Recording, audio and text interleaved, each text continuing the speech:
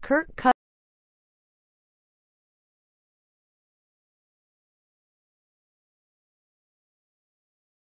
Cousins fumbles and the Philadelphia Eagles recover during the season opener. Jonathan Newton, The Washington Post. Minutes after Washington's victory over the San Francisco 49ers, the players weren't celebrating much after securing their third win this season. The Redskins were pleased to come out on top, but kept their emotions in check once they looked ahead to their next opponent, the Philadelphia Eagles. Their grins were bright enough to light up the locker room. Their attention quickly turned to the NFC East rival that sits atop the division. The same team that gave the Redskins their worst loss so far during the season opener. "We already lost to the Eagles. A game we felt like we should have won," safety D.J. Swearinger said. "They're hot right now. They think they can't do no wrong. And the quarterback, Carson Wentz, is playing lights out." Since that Week 1 matchup at FedEx Field, the Redskins have made significant strides. They've won 3 of their last 4 games, trailing the Eagles by 5 games in the division race entering Week 7. A win would split the regular season series between these two teams, which could play a critical role down the stretch. A loss would give Philadelphia a significant head-to-head tiebreaker over the Redskins, essentially dropping them 3 games back in the NFC East. Redskins hope a healthy Rob Kelly is answer to Eagles' top-ranked run defense. "It's a big game," Redskins coach Jay Gruden said. "I mean, just do the math. If you look at 3-3 and 6-1, and we've lost to them twice, that's a big difference. 4-2 and 5-2. And we're right there in the thick of things as far as the NFC East is concerned." To accomplish that task, Washington's defense must do a better job containing Wentz in the pocket.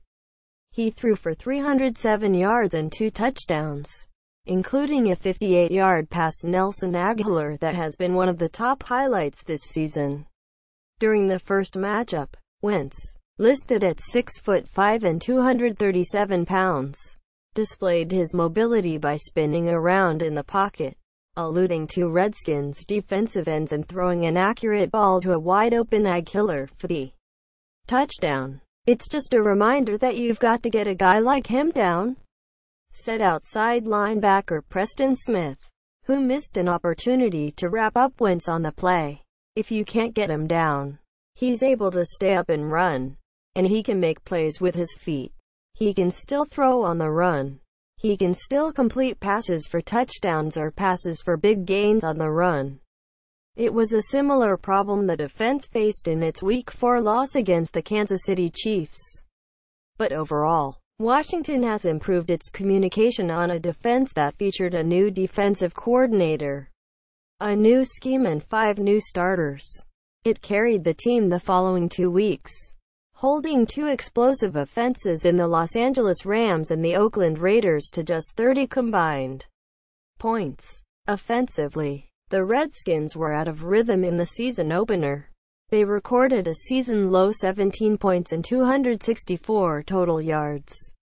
Kirk Cousins had 2 turnovers, including a fumble recovered by Fletcher Cox, and returned 20 yards for a touchdown to put the game away in the fourth quarter. Since then, the offense has averaged more than 27 points and almost 402 total yards per game. It has been able to establish a much-improved run game, which ranks 10th in the league, averaging 122.8 rushing yards per game. During the season opener, Washington gained just 64 rushing yards.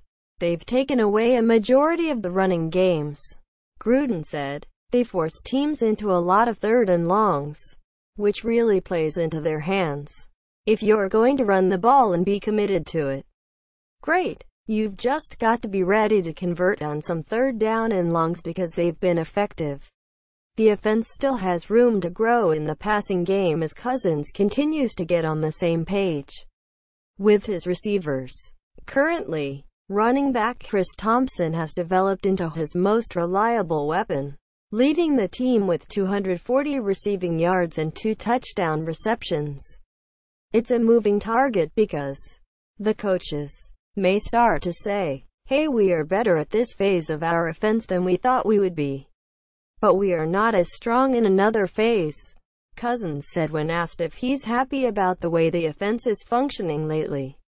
"So let's adjust on the fly and start to create some plays and formations that accent that better. I am very pleased with the way our coaches have worked really hard to create game plans that put us in a position to be successful. Ultimately, we just have to go out then and execute it well." Read more. Redskins. The Redskins' defensive line has been critical to success. What will it be without Jonathan Allen? Key matchups to watch versus the Eagles.